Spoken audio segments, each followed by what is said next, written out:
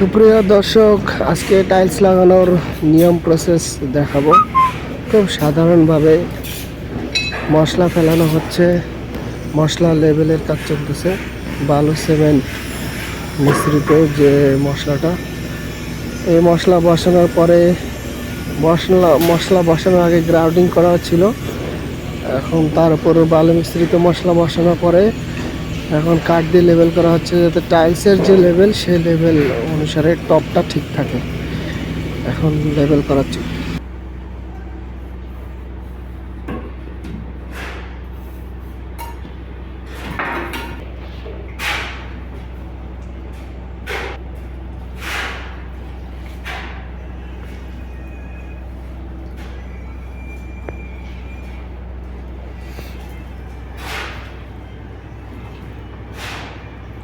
Grounding দেওয়া হচ্ছে। Grounding এর উপরে টাইলস বসালে টাইলসটি মজবুতভাবে এঁটে থাকে।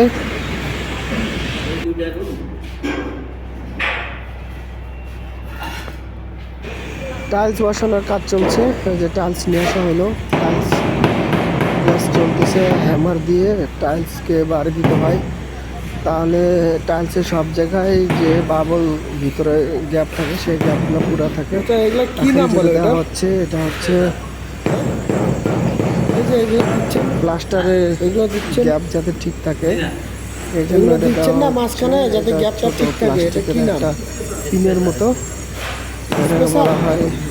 শুধু স্পেশাল বললে দিবে? এটাকে বলা হয় টাইল রেজিস্টার। এটা কিনতে পাওয়া যায়।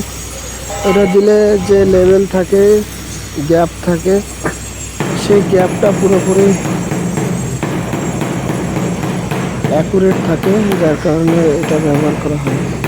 আমি যদি একটু জুম করে দেখাই তাহলে সবাইকে বোঝাইতে পারবো।